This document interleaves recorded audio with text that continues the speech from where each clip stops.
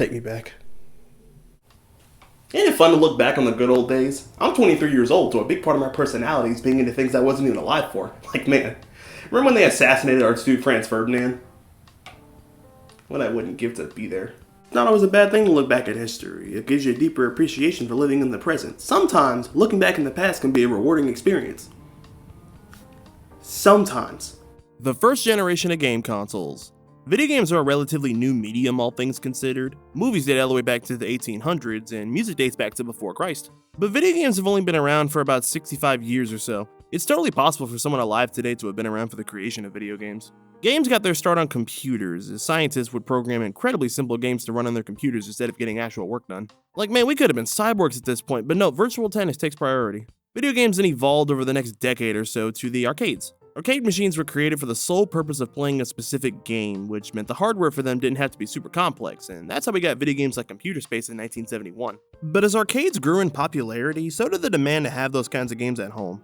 Now, of course, computer games have existed for decades at this point, but home computers back in the early 70s were expensive and cost your firstborn child to buy.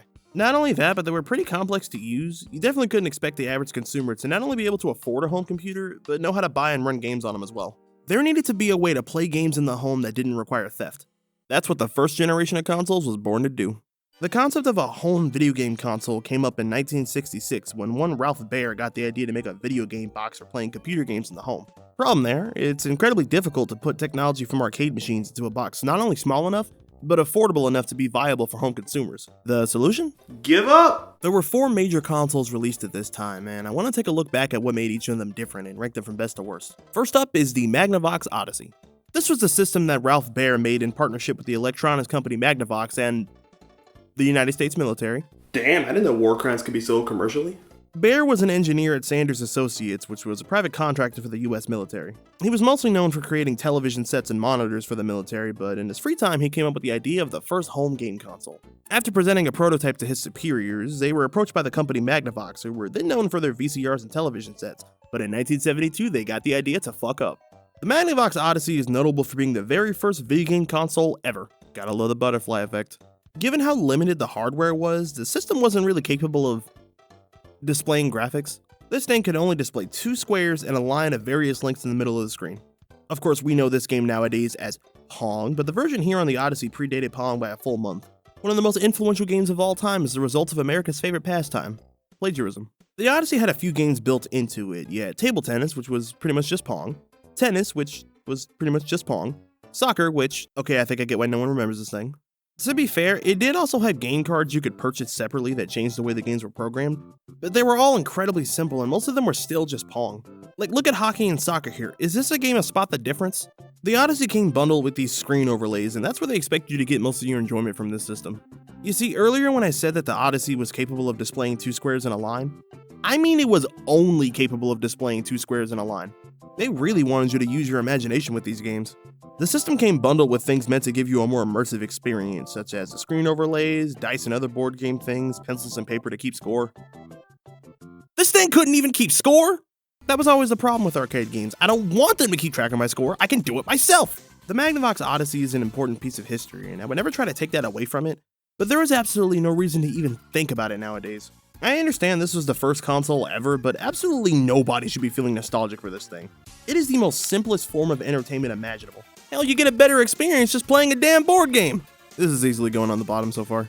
Okay, next up is the Atari Home Pong. I will give you 10 seconds to guess what the gimmick is. Okay, let's be fair. 1, this thing came out in 1974, only 2 years after the Odyssey, and 2, it wasn't really marketed as a home game console, it was legitimately marketed as a way to play Atari's Pong at home and nothing more. And in that regard, yeah, it did what it was supposed to do. But I don't know, man, all the websites I've visited that document the history of gaming list this as one of the first consoles, so it's like they're just begging me to whine about it. I'm gonna let you all in on an insider secret. I don't like Pong. In fact, games from before the 8-bit era in general just don't really do anything for me. And that can definitely be attributed to the fact that I was born in 2001. I think I'm legally obligated to not give a piss about games this old. But Pong in particular just doesn't do it for me, man. It's just too simple for me, man. I go brain dead 2 seconds into looking at it, let alone playing it. I can definitely understand why this was impressive and even fun back then. I mean, it was the 70s, what else were you gonna do for fun and list? But an entire system dedicated to doing one thing and one thing only, playing Pong, it just doesn't interest me. But I mean, like I said, this was only ever meant to be a way to play Pong at home. So that must mean I think this is better than the Odyssey, right? No. Say what you will about the lack of power and the fact that they bundled in all these things that the system should have been capable of, like keeping the goddamn score, but at least with the overlays you can pretend you're doing something fun. Here, all you can do is play Pong, and it's just as enthralling as it looks. It isn't. Next up is actually a pretty interesting one, as it's not a system, but a series of systems. The Coleco Telstar series was a series of consoles that had about 3 to 5 games built into the systems, kind of like the original Odyssey.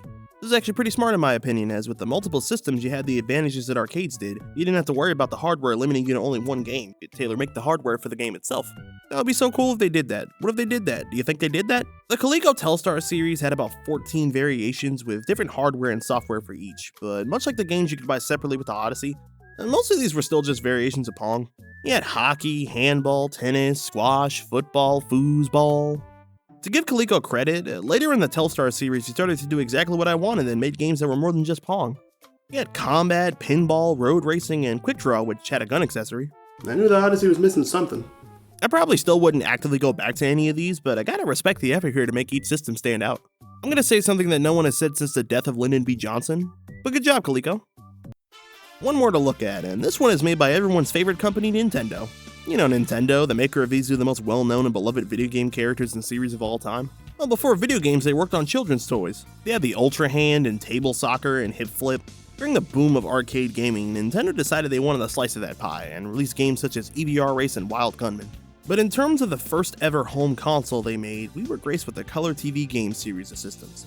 You know, much like the Telstar series, the Color TV game wasn't one system, it was a series of systems meant to bring a different experience to home gamers. The first of which was the Color TV game 6. Okay, we're going with Star Wars logic here, and it included a game called Light Tennis. Ooh, I wonder what this one's gonna be. It's Pong. Okay, whatever. It was quickly followed up by the Color TV game 15, which had... Okay, was there something in the water back in 1977? Why did literally all of these systems do nothing but play Pong? I understand technology was limiting, but there's no way on this earth that it was that limiting. There were dozens of ways to play Pong at home in 1977. Why the hell did we need 2 more? Was the fact that it was in color really enough to justify this thing's existence? Well, apparently so, as the Color TV game series was the highest selling system this generation, selling over 3 million units by the time of its discontinuation. This was enough for Nintendo to see video games as a worthwhile investment, and in 1983 the company shifted from toys to solely being a video game company. So the Color TV game being more dedicated Pong systems may be the most vile thing I've seen all paragraph, but it was a necessary evil as it led to us getting the Nintendo we know and love today. They actually only released a few of the Color TV game systems. There were 5 in total. There was the 6 and 15, the Racing 112 system, which had a steering wheel and gear shift on the system itself, the Block Kuzushi system, only in Japan, and finally the Computer TV game system in 1980, only released in Japan. I would attribute the high sales of the series to the fact that they had variety, but half of these never left Japan, so... Did it really? Maybe it really was just the color. You'd think I would give the edge to Nintendo here for being the highest selling system alone, right? No. I don't care that they were in color. The fact that most of these didn't release outside of Japan, and the fact that the ones that did were just more Pong, makes me never want to even think about pre-NES Nintendo ever again. I think the winning system here, for me, is the Coleco Telstar. Yeah, it started off as just more Pong systems for the most part, but they really cleaned up their acne and it had easily the most variety of these consoles. So my ranking for these systems is the Coleco Telstar, then the Color TV game, then the Atari Home Pong just because it did what it was supposed to do, and way at the bottom is the Magnavox Odyssey, in the grave where it belongs. Overall, I feel like this generation was nothing more than a stepping stone for video game consoles to come.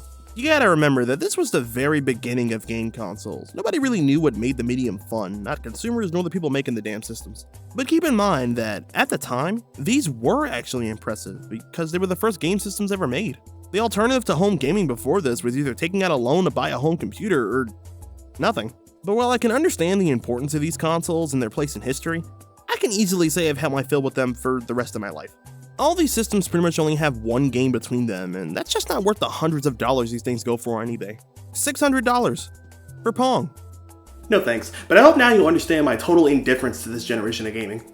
This first generation of systems would come to be known as the Pong generation, as all the systems did one thing and one thing alone, played Pong. It's important to be able to look back on the first things of their kind and appreciate them for what they are, but it's equally as important to know when something deserves to be forgotten. Take it from me, I've forgotten to pay my taxes for the past 4 years and I've been doing just fine. It's not like the IRS is gonna come and seize all my assets, right? No, they took all my Color TV game systems! I'm okay with this.